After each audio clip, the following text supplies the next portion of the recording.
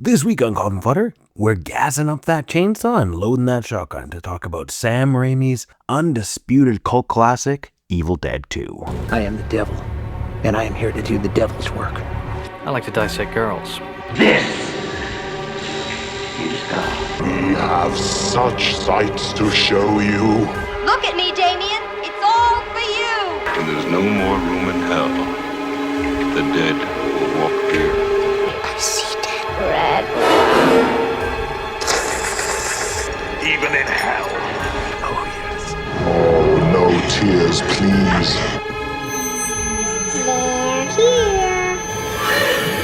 Here's Johnny. Hello and welcome to episode 58 of Coffin Fodder. I am your Chainsaw Man host, Mike Orby, and I am joined by the guy who was swallowing souls before it was cool, Mr. Kyle Mickelrow. That's right, I'm always on the cusp of what's next. And always swallowing something. I'm always swallowing, baby. And the little weird fucker screaming under the floorboards, Mr. Brady Silger. Groovy. And yes, we are here to talk our first sequel, where we're doing a sequel without talking about the first one.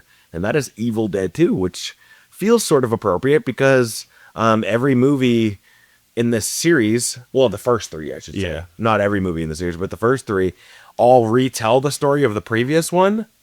Yeah. And then change it. Yeah. So, and that's obviously how this movie starts. I love that it just retcons itself constantly. Yeah. You can even look at this as like a soft reboot too, It is very much, yeah. even though Ash pretty much takes his girlfriend to the same cabin in the same car. Yeah. Yeah, it feels like basically Raimi wanted to make the movie he'd already made, but with the big budget he got. He got like a way bigger budget for the second one, $350,000, I think, or something. So over as compared to what in the first one, do you know? Oh, I don't remember but the budget for the first one was like one of those like Small. one of those really small projects, like Kevin Smith paying for Clerks with his credit cards and shit. Like it was one of those kind of it's like barely got scrapped together. Wild. And Bruce Campbell was just his most handsome friend. Is that how that worked? That's amazing. They went to high school together. I think I'd heard that before, that, Yeah. he just happened to be around a buddy and was a good looking guy. He's like, Yeah, he's like, this guy you handsome. yeah.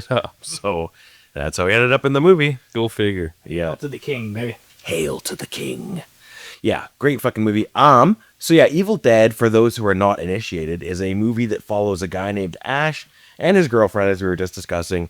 The first movie is about them going to this cabin where they fight these demonic forces called Deadites, which can possess people and make them basically unkillable unless you dismember them or like burn them alive or something, you know? Demon zombies. Yeah. Zombies, if you will. Zombies. Zemans. Ooh. Siemens? Siemens? Anyway, yeah, they do battle with these things, and there's a few more friends in the first one, but in this they kind of just condense it when they start by saying like it's just him and his girlfriend. I don't know why they changed that aspect, because it's more interesting if more people are there and more people die. Yeah, I mean, more people come in later. Yeah, but I mean, just like why they left his friends out. Yeah. Maybe they just didn't want to re-show them or hire actors for because they did a couple of parts were redone from the first one in the second one. For right? sure, yeah, and that's probably what exactly what you mentioned. They didn't want to bring everyone back just to reshoot some scenes. Yeah, just So to they shoot, just like left it out. Yeah. Easier. Yeah, less people to pay, less people to talk to. Yeah. I can relate. It's what we're all about. Less humans to deal with. Yeah. Less money out, less people. Yeah.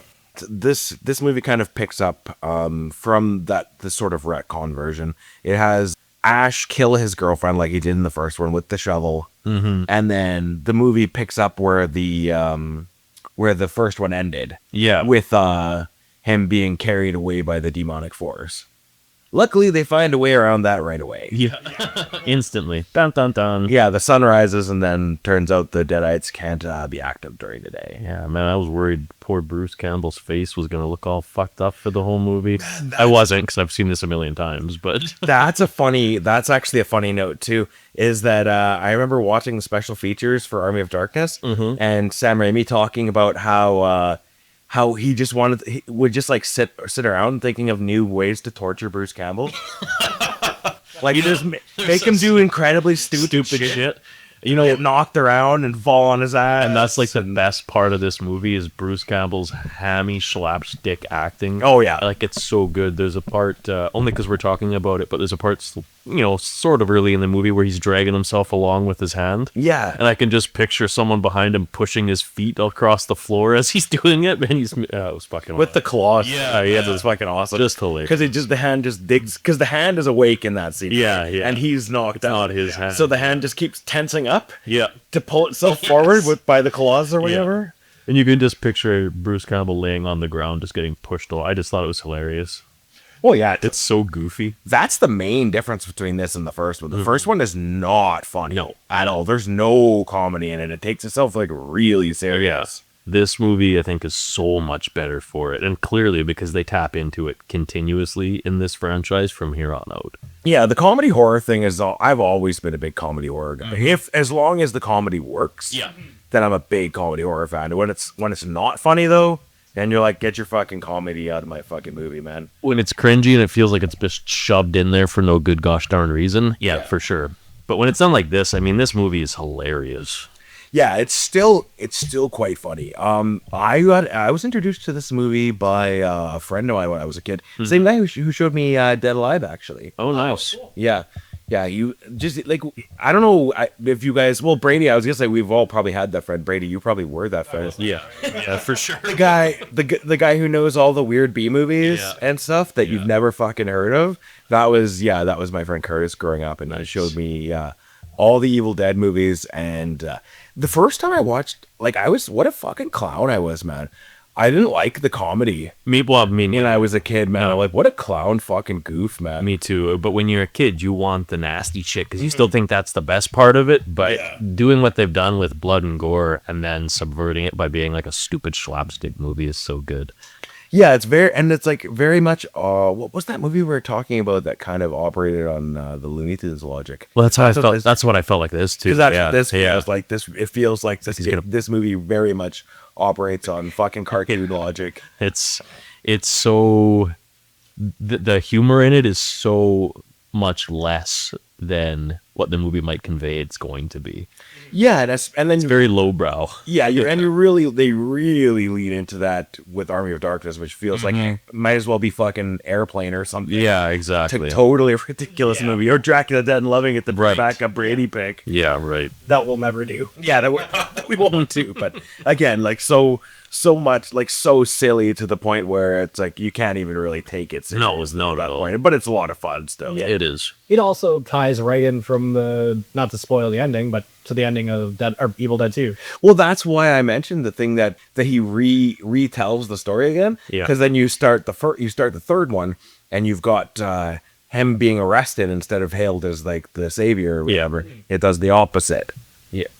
Also, I don't know if you guys noticed when the narrator is introducing the Necronomicon, Yeah. it gets repeated like right after the narrator repeats it because the guy when Ash listens to the tape, Oh, yeah. the guy says the exact same thing.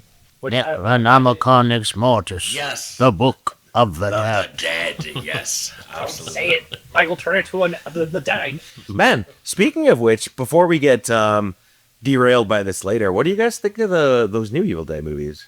They're fine. I haven't seen them.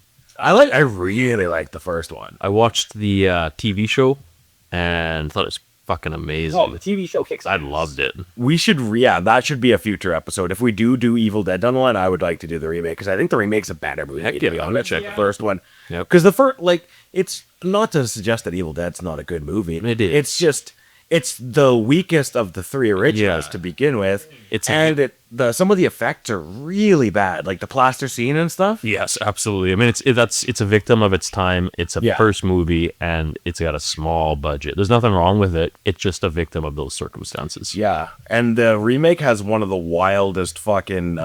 You know, in every horror movie, there's that scene where someone's about to get hit and the camera cuts away. Yeah. So there's a scene in that movie that fucking blew my mind because the guy holds up his hand when the chick's about to hit him with the fire poker. Yeah. And instead of cutting, it shows the fire poker hit his hand and it splits his hand to the wrist. Yeah.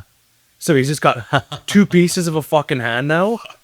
I knew exactly what you were saying. I'm gonna say before you said it. Because that guy gets fucked up in that movie, man. It's like a running gag by the end how fucked up, like kind of like what's his name on Hannibal, the Dr. Chilton. Oh, okay, yeah. He's fucked up like 8 times on that show, and by the end of the series, he's got like fake teeth. Yeah. Half his skull is metal. Missing his whole face. Yeah. Yeah. Is that the guy in the wheelchair? Yeah, by the end, yeah, I think so. Good show. Oh no. Back to the previously scheduled program. Evil Dead. Yeah. Brought to you by CBS. Yeah, the movie starts with what's his name getting snapped out of the after the Flying recap. through They're telling the recap. Yeah. But after the sun comes up and he gets snapped out of whatever the Kandarian demon or whatever that thing is that is causing all this havoc. I wonder what what I was wondering when I was watching this is Kandarian a real thing? I wonder. I don't know. I've never looked it up. Me either. But I know the Necronomicon is inspired by the H.P. Lovecraft stuff. Yeah. Like I know that, which doesn't make it real, obviously. No. It has a real life inspiration anyway. The next logical thing is how we get back tonight, because the day doesn't last very long. No. He is knocked out for the day from the possession and being like knocked into the tree and falling into the puddle and all that stuff. Yeah. That's also the first instance when he's flying through the air, flipping around. That's the first Looney Tunes thing we get to see. Yeah. Oh well, I guess him cutting his girlfriend's head off. The whole head scene. Is it so? Is it after this day and it comes night where the head starts rolling back? Yeah. Okay, I think that's like the next thing that's happening, basically. Yeah, and that leads to the chainsaw. Yeah, the chainsaw thing. Well, hang on, don't skip the sexy cadaver dancing. That's I love it. I love Stop it. motion, yeah. Yeah, You can tell Is it stop motion and clay? Yeah, it looks like, yeah, man. for sure you can tell it's stop motion. Yeah, it's amazing. It's so Ash and fucking his cool. girlfriend are driving over the bridge. Yeah. When it's just a car, that's just a car, like a toy car. Yeah. Like stop motion across. It is. You can tell it is, but I think when that came out, people were like, "Oh, that's so cool." Also, that car is iconic. It lasts the test of time. That car. Oh, it's in every one of Yeah. these movies. I love it. Well, and when it travels back in time with him, then it becomes a real Oldsmobile. That was what's the story behind the car? That was Raimi's first car when he was a kid or something, or is just one he loved? I think it might have been. I didn't think to look it up, but I think I heard a similar story that it was like his car from when he was a teenager. Yeah, or something. there's a connection to Sam. Which again, hence the first movie when he had no money. How it was in the first movie. Yeah, So exactly. yeah, it's definitely a car that he owns because the first one was had no fucking money. So Yeah. What was your guys' first time seeing that car? Mine would have been Spider-Man. well, I'm old enough. I probably saw it in real. I would have probably. I wouldn't have start cruising down the streets. Yeah, but I was born in '85, so Probably We still see him in that car, but the car. Yeah. They molded by the car. yeah. probably in this movie, man. Oh, well, this movie's like a childhood movie for me. This is an oldie.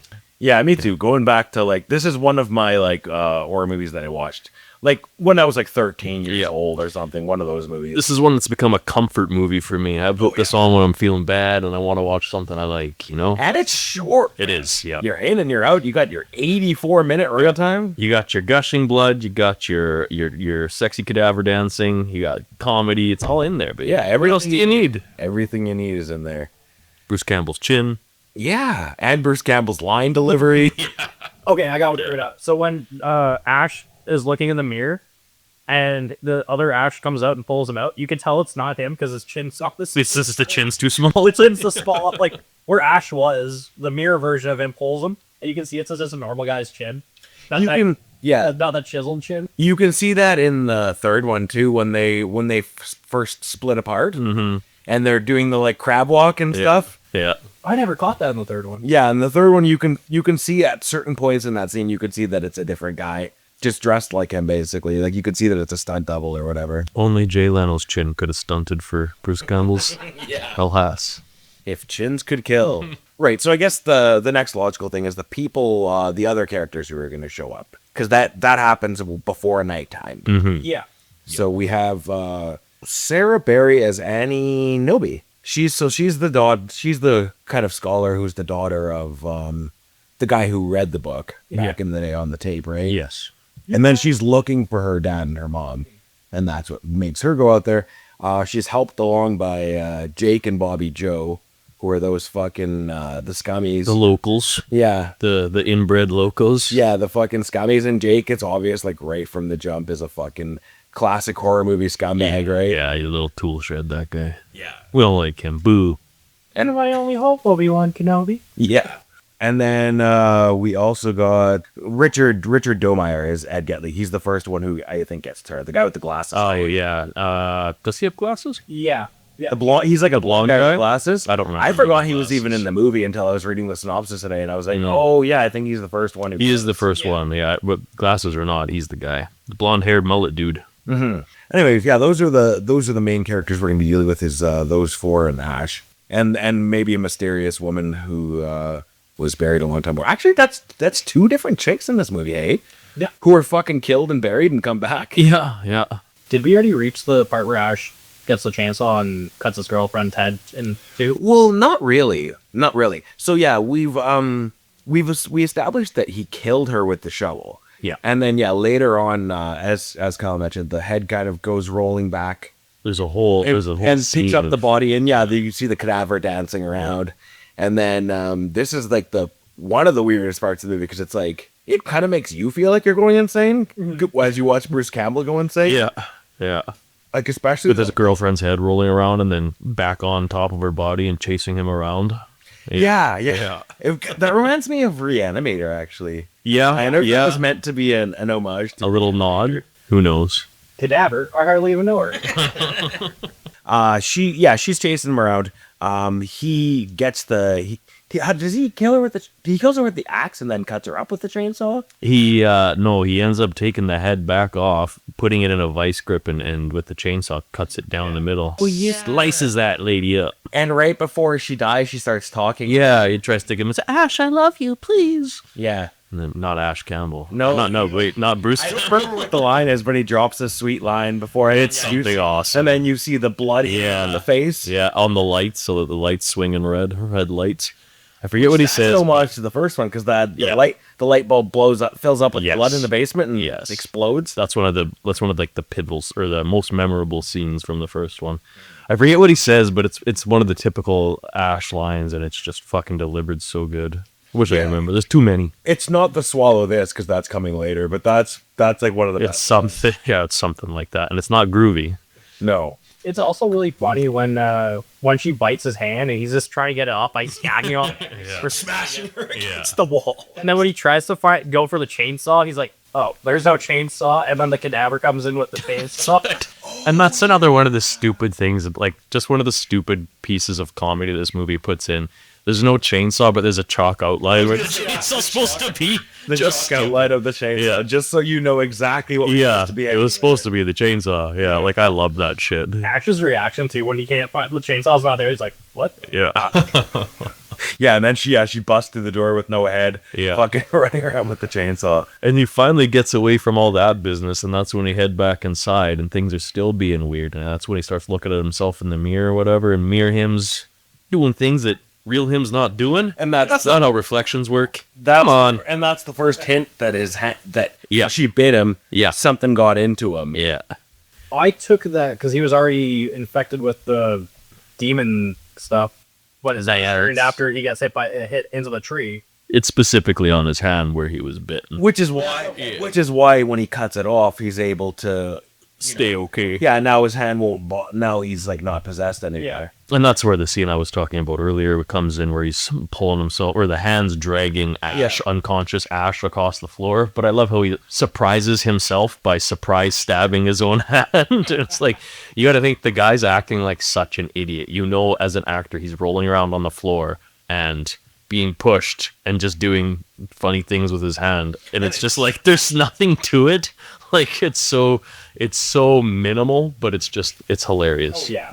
It's funny to think also of Sam Raimi just giggling behind the camera. And his friend being an idiot. Making him do all this stupid shit. That's what I picture. You want to get paid, don't you, Bruce? Yep. Come on, Bruce. Dance, monkey. Yeah. When the hand gets possessed and he's hitting himself in the head with plates. I love that shit. So I was like, holy shit. I don't remember him doing that when I was a kid. It's awesome. Yeah, then we get that's the the best Bruce Campbell freak out we get in this movie. And then it goes really bananas with all the furniture and the books and everything laughing at him.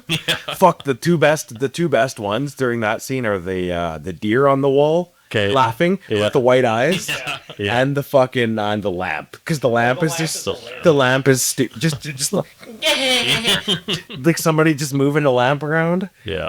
It's just hilarious to me what a tone shift there is between this, or the first one and this one. Well, what's interesting, I read today that he actually wanted the sequel. So I think he was involved in this movie called Crime Wave that nobody watched and everybody hated. Okay. So the movie, his publicist or somebody, I think, suggested that he make another Evil Dead movie to kind of like, because that was already a successful movie. So that's where this movie came from, and then it was actually this movie supposed to be Army of Darkness. You can tell. But they asked him to, one of the producers said, "Can you make something more similar to the first one?" And that's why the third one ends up being Army of Darkness. This one's just setting up Army of Darkness. Interesting. And you can tell that was always going to play, well, not only from the ending, you can tell it was always going to be the plan, not just from the ending, spoilers. But, and Brady, you had mentioned this at a different time we were talking about this movie, but there's a sheet from the Necronomicon that's in the prophesizes Ash going back in time. Yeah. The one who shows up, the man from the sky, or the ear from the sky. To finally defeat the evil or whatever. So that's cool knowing that, because you know that he went into this knowing if it was approved, there would be a third movie. Yeah, I think this was, I think that's probably the idea, is he thought like, well, the first one did good. If this one does even better, maybe they'll give me the money and budget and stuff to do the third one, which is the movie I actually wanted to make. And fight some skeletons. Right. And then Ash in space. Yeah. Oh, fuck you. I'm sorry, Kyle, but we're in space though. Evil Dead in space. You gotta have that'd be kind of cool. Ash versus. I think what would be neat about that is people getting dismembered and their bodies parts floating around. That's all we need. Oh, that's funny. Yeah. And the anti-gravity. Yeah. Deadites in zero gravity. Yeah, just floating around. Yeah. So like you could think you killed one, and then its hand just comes floating up behind you and grabs you by the fucking throat. Let's go, Raimi. Let's do it. Get on it. Yeah. So yeah, I guess the next main thing is the bridge is destroyed. Ash tries to escape from the bridge. The bridge is destroyed. He goes back to the cabin. That's kind of where we were just at. Those people managed to come a different way though, right? Yeah, the locals take them through. They find the bridge broken or washed out or whatever, otherwise unusable. And he, of course, says, "Well, I know another way around." And they do go another way around, and it takes them to where they shouldn't be. He's also said something really stupid, but it's always funny to me. For $45, this girlfriend was like, "Yeah, nope, extra it." And then for $100, I'll show you the trail. Right. And then the trail mysteriously disappears. Yep. It's a funny bit. Yeah. Classic Evil Dead Deadite magic. Yeah. Always. Kind of just does whatever you need it to do. Sorry, the one thing I didn't like about the newest Evil Dead movies, excluding the remake, was that they got rid of the charm with the comedy. They kept it kind of just... That's a little more serious, yeah. Evil Dead Rise I found to be a little sillier. Yeah. With the mom and all her stupid lines to the kids and stuff. A lot of like mommy dearest-esque stupid, like mother knows best. Yeah. Those kinds of jokes. Nice. Yeah. But yeah, Evil Dead, that first Evil Dead is nasty. But I mean, as a remake of the original, that fits. Yeah. Because the original is not comedic in any way, shape, or form. There's right. Nothing funny in the original except for some of the fucking blaster scene. Yeah. Oh shit! Like that thing looks fucking stupid. Yeah. It's tough to get that stuff to look good. It's funny that that's what they chose to do effects with. I mean, it's out of ease, I'm sure, but it never looked good in my. Ease and cost, obviously. Yeah, I've never seen it look great. No, never. I've never seen it look good either. That blaster scene stuff always looks. It looks cheesy as hell. Oh. Did you guys notice some of the creature effects in this look almost like the Dead Alive stuff? Mm-hmm. Yeah, specifically the long neck head that grows out. Yes, later. Towards the end. I think is that what's his name? Bobby Joe or no? What's the guy? Jake? No, that's the mother. That's Anne's mother. Yeah. Oh, when she blows her original head off, and then her head grows out of her neck, or when yes. And it's like a brachiosaurus. Yeah, exactly. That specifically looks like a monster from Dead Alive. Yeah, well, it reminded me of the mother from Dead Alive. Exactly. She returns, but just not as big. But That's what I thought too. Yeah, exact same idea. Yeah, this is before Dead Alive too. So, yeah. By 4 or 5 I think years. Dead Alive is like 91, I think. 93, or maybe it is 91. Maybe Could have been. Well, it's in there somewhere. We've done it. Like Mike's flipping through his notes. It's Yeah, exactly. Yeah. You'd think we'd know, but we don't. So yeah, sorry, we're kind of jumping. We are, but it's a movie we've all seen. How many times do you think you've seen it, Mike? Yeah, like I've seen this at least 10 times. I've at least seen it 10 times. And like this is a movie that played on TV too, and it was one of those ones where if I saw it on when I was scrolling through the old TV guide that we used to have, I'd put it on. I'd never pass up a chance to watch this. So I've seen it a lot. Classic date movie. Too. Yeah. Classic dumb movie I would put on for if a chick came over. For and sure. I put this stupid fucking movie on. Yeah. It's short and it's fun and it's brainless. Yeah, exactly. Yeah, you don't have to pay. You could talk. You could be talking during half the movie. Yeah. And still follow what's happening. And still be fine. Yeah. There's really not a lot of plot to it, and there didn't need to be. The plot is what you're watching. Well, yeah, and I guess that's the other thing is this is one of those ones we could kind of play a little more fast and loose with anyway, because this is a movie like if you're a big horror fan and you have seen Evil Dead 2, and that's a huge blind spot. Then you fucking suck. That's like it's like saying I haven't seen The Shining, I haven't seen Hellraiser, I haven't Right. One of those. It's a big like this isn't one that you just heard about it for the first time. People know this exists. Well, especially if you're listening to This show, We've done a lot of really obscure stuff, like Texas Chainsaw Massacre. Everyone knows of on Elm Street. This is a movie that I think every horror fan has. Yeah, what's interesting about this one though is one of those ones that kind of built up organically over time. The fan base. Yeah, like it's one of those video store movies. Yep. A good example is Event Horizon. Yes, the previous episode of Event Horizon, where that movie didn't do well in theaters. But it became one of those, or Shawshank Redemption is another great example. Well, that is a great example. People didn't click right away. That didn't do that well when it first came out. But then people kept renting it renting it from the video store. Eventually, the audience that it was intended for finds it. Yeah, I know, and that could take 5 years, 10 years. It could take 20 years. And I feel like this movie is still continually, or just in general, this franchise is going to always continually grow its fan base because people are always going to find it, and it's going to be on that staple list of movies forever. Yeah, it's a really fun cult classic. I just think it's so cool when movies kind of just like when the public takes kind of control of the narrative, and just kind of turns something into a classic. And say this could have easily just been another forgotten 80s horror movie. Like there's like hundreds of them, but this one turns out to be this one that kind of sinks its claws into people, and then people really people liked it. Yeah, people just really signed up, and it's like this could have been chalked up to just being a campy horror crap movie, but people said, no, this is good. And people continued to agree with it. And that's all it is. It's just a fun movie. It doesn't need a whole huge plot line. It doesn't need twists and turns. Yeah, it is basically the same fucking movie. It's the same fucking movie. You make like 3 tweaks, and it's like the same ass movie. It's like Home Alone 2. Except Home Alone 2 is worse than the first one. It'd be funny to get a word count out of the script on this and see how many lines are actually in it, because I bet it's not much.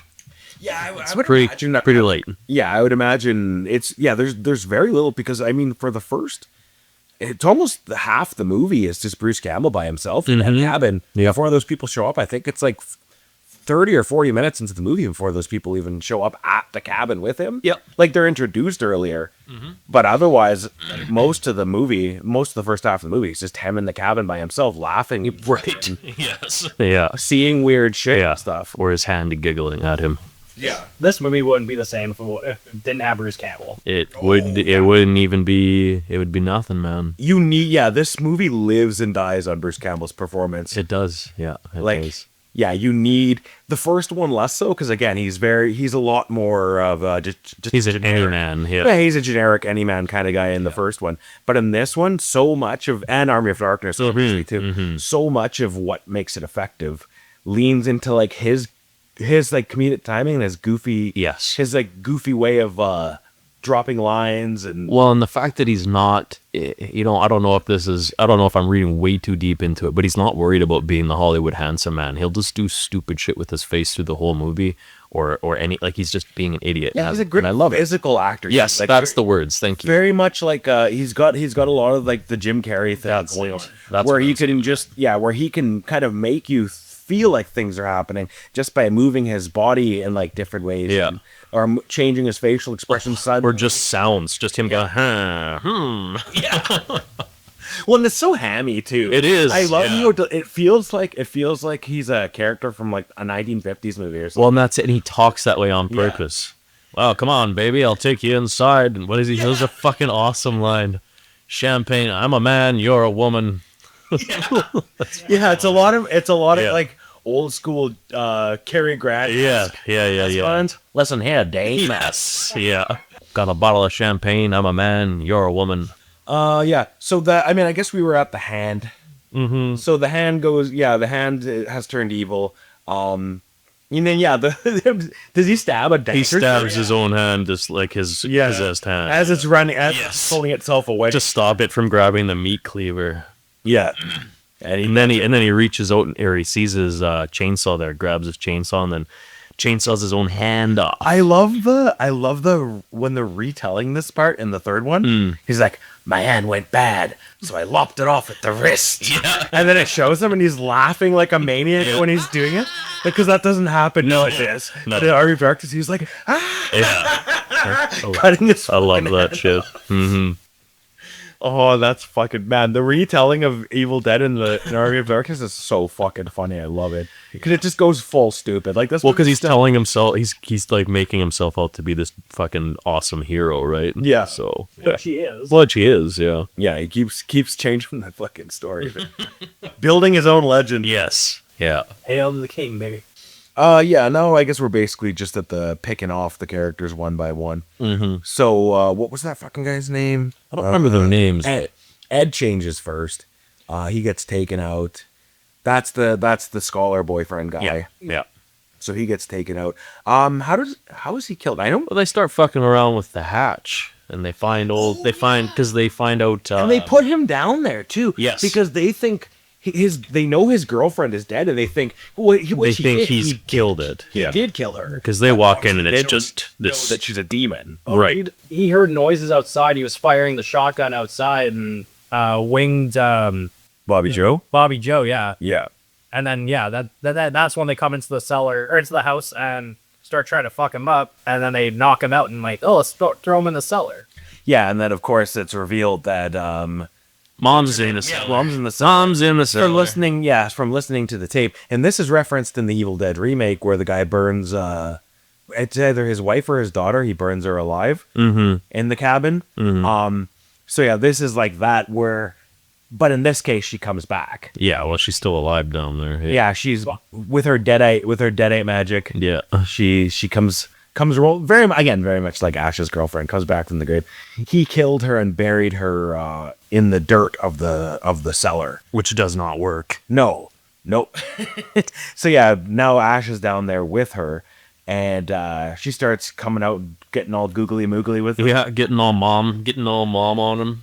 So soft and squishy, stepmom. Yeah. Why are your insides on the outside? I love the effects of mom's body. It reminded me, like you had already said, so much of is it Vera or Aunt Vera from Brain Dead? It reminds me so much of the way they did her body up as the movie continued on too. That's a real body. That is I had a better. It was body cadaverati is what I was in. Yeah, that was my. I made that up all by myself. Yeah, took me weeks. Pulling over to put it in his notes on his Body cadaverati. Yeah. This is gonna fucking kill it. Yeah. Everyone's gonna think I'm funny. This is gonna kill. We're allowed to show their naked dead bodies because they ain't got no souls. They ain't got no souls.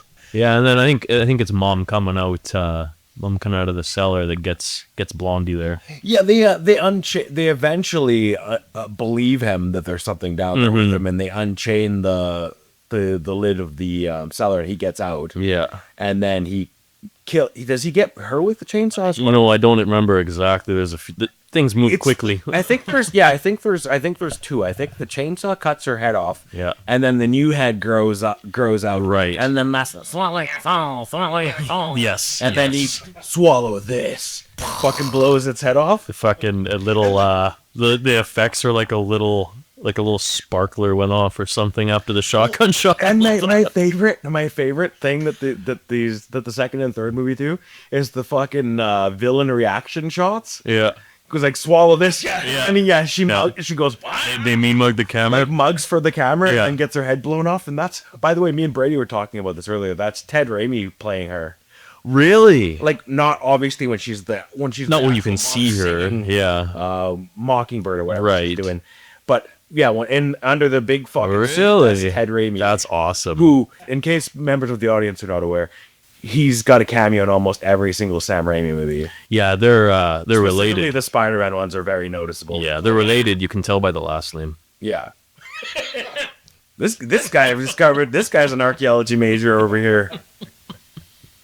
Oh, sometimes I really think I'm funny. Right. So that leads us to Bobby Joe goes running away during this conflict. Yeah, she's fucking and is killed by the tree. Yeah.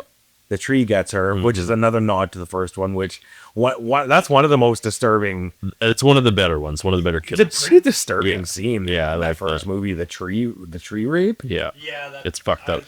Oh, I thought you meant in this one. I like the death by the tree in this one. Yeah, the tree rape in the first one is pretty fucked up because it's a little, like you were saying, the first one's not as funny, so it's actually a pretty gruesome tree rape. Yeah, that's pretty fucking disturbing. And that's cool though, because I just that's how the Evil Dead gets in the first one. Tree rape? Yeah, she goes bad first after the tree. I don't. She's don't the have one- sex with them trees. Yeah, You'll go rotten. That's what you get for being a tree hugger, am I right?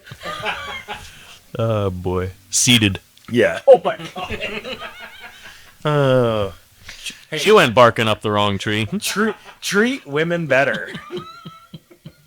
Oh boy. Everybody just hitting stop. Throwing their fucking phone out the window of the car. God. She should have made like a tree and leaved. Yeah. So stuck to her, sticked to her guns. Yeah. Twig. She died like a real sap. Trunk. Oh, God. I'm actually crying. Oh my god. She's probably Anyway. pining for being alive still. Yeah. So. Anyway, that leaves We're not done that, are we? Can we go back to the tree puns? Are we really? That's it? That's all we got? That's all we got. Fuck. Should have planted our We roots. can keep this bit going for 10 more minutes. Should have planted our roots a little deeper in there. Oh, I think that was the best. I think that's the best one. I think that's the best one. Yeah, I don't think we're gonna top that. every once in a while you get a nut. Yeah, so that leaves Ash with Jake and Eddie. Those are the three characters we have left now. Yeah. Ash goes bad at this point again. He gets possessed again. He's gone bad. Yeah. And then he starts trying to kill. Yeah, he's Still Ash. he's rampaging through because he's still got a I shot. love the way he looks. It's Me that, too. It's that look Yeah, right there. me too. I love it. Yeah. Yeah, I love. I Bruce. love the dead-eyed Ash design. Me too. It was fucking awesome. I think it's fucking sweet. Yeah. We're pointing at Big a fan. poster. You guys don't know what we're pointing at. Oh, you can't see us. No, the thing is, folks, I have a whole bunch of movie posts to hold them. I think it's been mentioned in a couple of other episodes, but yeah, one happens to be Evil Dead. too. Yep. Yeah. Zombie Ash was the best. Dead-eyed Ash. Yeah, I think they put extra work into his design because he's a character that's going to keep recurring. Well, and it's like that's like his final form. Yeah. Is when because he's got by then he's got his sleeve ripped off and shit, right? And he's mounted his chainsaw to his hand already, or not quite? Is he still shotgun? Well, I think it's still just shotgun it. I Okay. think he has the chainsaw, but he hasn't attached it. but he hasn't attached it. because she helps him with all that stuff. That's right. You're right. Yeah, you're right. So yeah, what happens is eventually I think what we're doing is Jake comes back. I think he ran after Bobby Joe. Yep. And then he comes back and she thinks it's Ash, so she stabs him and that's how he dies. Right. So he gets sort of the anticlimactic death where he got killed by accident by another person. Oopsies. Kill. Yeah. Like, well, yeah, whatever. He sucks anyway. It would have been nice to give him because he's a classic horror movie scumbag. Give him something dirty. Give him a classic horror movie scumbag death. Yeah, something nasty. The worst death in the movie usually goes to the horror movie scumbag. Mhm. That knife she has too. I think that came from not Camp. I don't remember where the guy was doing the archaeology dig. Oh yeah, but that knife was fucking cool. Yeah. Yeah, that is that. I think that's the same one he stabbed himself with earlier, right? I think so. Okay, Yeah. so I think that's the same knife. Because it was sitting next to the Necronomicon in the cabin, I think, right? Yeah. Yeah. That takes us to the kind of Ash's awesome finale where he snaps back out of it. Him and Annie go to the shed and they attach the fucking chainsaw to Ring it all up. and then as soon as he revs it up, he makes it into the sawed-off shotgun. Yes. And I love the elbow. I know. How he cuts it doesn't fall, so he elbows it. Yeah. So fucking cool. Groovy. I also love how they attach a thing because he only has one hand to his shirt. They hit or to the belt buckle thing. Yeah. It's just like rev it or the chainsaw without using his other hand. Yeah. That's so fucking badass. He's all. And the ratcheting thing that they do Yes. to attach it and all that stuff, like, and then now he's got that kind of his The signature weird look looking thing. with like looks like he's kind of knockoff Clint Eastwood kind of. Or Yes, something. he's the most fucked up looking hero you've ever seen. But that sets up basically the end of the movie now. The plan is from the Necronomicon, from Annie reading it and listening to her dad's notes or whatever, she's ascertained that there's a ritual that can make the Kandarian demon appear in the flesh so you can kill it. So you can kill it. And then it won't be able to possess people anymore. Yeah. That's basically the idea of what we're doing. Awfully brave of them to continue to recite messages or passages from the Book of the Dead. Well, and Good for them. she gets a good send off too, because she's almost got it, and then it's the portal opens up, I think, and the monster's about to come out, and then Ash's hand stabs her in the back. Oh, while she's right. reading. Fuck. Very much again, another Dead Alive-esque thing where every time you think that baby's finally fucking dead, he comes back to ruin someone else's day. Yeah, I think Peter Jackson was likely very inspired by this movie. For sure. Because it feels like there's a lot of parallels. Well, even the gore, like how he does the gore in that too. Well, and the comedy, the really stupid comedy horror, like slapstick as fuck. Even the gore for the sake of comedy, just the geysers of blood coming out of Yeah. things. It's fucking awesome. I love it. Yeah, so that gets us to so now the demon does come out of the portal after she's been stabbed, and then with her dying breath, I guess basically she's finished the incantation, and that causes this big weird head creature thing to come pop it out of the portal, and Ash kind of fights it. It's a relatively short fight. I think he picks him up. And then he grabs manages, him and when it's about to eat him, he stabs at the eye with his chainsaw arm, which is pretty gnarly. Yeah, grinding it up. Meat grinding. Yeah. Name of my sex tape. What are you doing, step bro? What are you doing, step hand? Okay. So anyway, that leads us to basically the end of the movie. That's the how do you stop it? Yeah. So then he kills it, but he gets pulled into the portal, and that fulfills the prophecy from the book. As the portal deposits him in the Middle East. It is a desert. Oh, no. In my defense, it is a desert. It is. But in the Middle Ages, where he is seen as sort of like a mystical figure. He falls from the sky, literally falls from out of the fucking sky. The savior from the Deadites, or savior savior from the Deadites. Yeah, and then he uses his future gun magic to fucking shoot. Because obviously these guys have never seen a fucking gun before. Yeah, but they'll see one in the third one though. Well, they're going to see it a lot. Stick. Yeah. So then a deadite comes and attacks. He kills it, and they all hail him as king, basically. And he goes, no. Well, they think he's a deadite because he falls from the sky, and there's fly deadites, which I don't think we see it in either the first two. Specific to the Middle Ages. Yeah. Honey. But like Those ones. like Templar or whatever they're supposed to be represented as, they try to kill, or just knights probably, I'm assuming. It's British knights and Scottish knights in the third one. Okay. So yeah, they're just trying to, like, they're ready to stab him, and then he pulls out his boomstick and fuck shit up. Yeah, man. Yeah, we're gonna absolutely. This isn't even the first time we've talked about it. We're gonna absolutely have to do Army of Darkness. We have Yeah. to. Yeah, we have to. Like that's one of the bucket list movies I have for this podcast. Like before this podcast inevitably, or the Earth explodes. Yeah, or the sun gives up. Yeah. Or the sun gives out and some astronauts have to go traveling there to try and reignite it. Hey, we did that one. Fight God. Oh wait, anyway. Yeah. Anyway, yeah. Army of Darkness, future episode, definitely. Fine, Fodder. I barely knew her. You rigged that joke, Bones. I have to make it again. I have to. No, it's just a reference. I make so many jokes. I'm like an army of snarkiness. Yeah, that's a real stinker. That's a real stinker. Anyway, yeah, that wraps up the plot, I guess. Final thoughts for me. Evil Dead 2 is just, yeah, I mean, it doesn't even need to be said. We already basically said it. Yeah. Just a legendary horror movie. One of those movies that every horror fan worth their salt should see at least once, preferably more than 5 times. Yeah. Because it's a movie it's one of those movies that's more fun the more times you see it. For sure. You get like that stupid, like you realize the part that's coming up, and then you start chuckling to yourself before it even Exactly. I'm with that. I'm that way with Army of Darkness too. There's parts in that movie where I just giggle before they even come on the scene. Yeah, you remember that that part's coming, and you're like, oh my god, this movie's fucking stupid, but it's the best form of stupid. I agree. Great time. Anyway, we'll leave Brady for last because it was the Brady pick. Kyle, what do we got, man? Fuck you, Brady.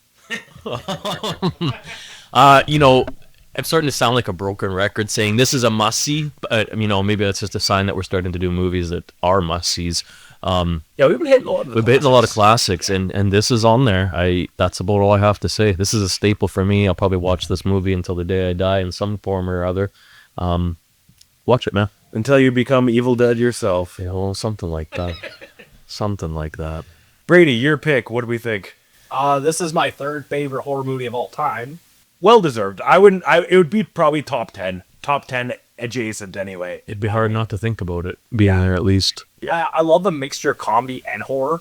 Like, the horror is fucking good, but the comedy is a chef's kiss. Like, it's funny it is, but like Ash running around the house or the cabin. Some of my favorite parts. The entity's trying to follow him. Yeah. But he can't find him because he does the Looney Tunes Scooby-Doo, like, go through a door, go through another door, and then stop. Yeah, and then the entity just leaves. Yeah, best fucking thing. Yeah, I think this is about as pitch perfect as a horror comedy can be. It reminds me a lot of Abigail, which again, fantastic horror comedy from the last few years, where the movie is just as silly as it is horrific. Exactly. Yeah.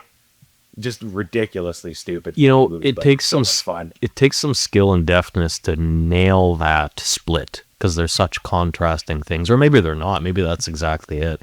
Maybe the absurdity of horror and goriness is exactly what gives it its...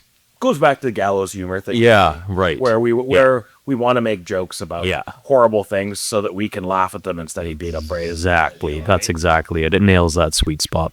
Well, not to go to the future episode, but the guy that does the next movie was a comedian before he became a horror director. Well, yeah, and the main thing that I had thought that ties this to my next pick is that the weird physical acting, the really weird physical body acting. And yeah, in case you guys haven't figured it out, we are talking about a new movie next time. Up next is Obsession, the movie that everyone's been kind of obsessed with. And yeah, we're going to be heading to the theater for, I think, the 3rd time for this podcast, maybe 4th. Somewhere in there. I don't count. I can't count. Yeah, so we're going to be talking the new Curry Barker film, Obsession. And until then, we will see you in 7 days. And until then, Keep your eyes open. and we're done. That's it for us. Keep your eyes open. That's right. Heck yeah.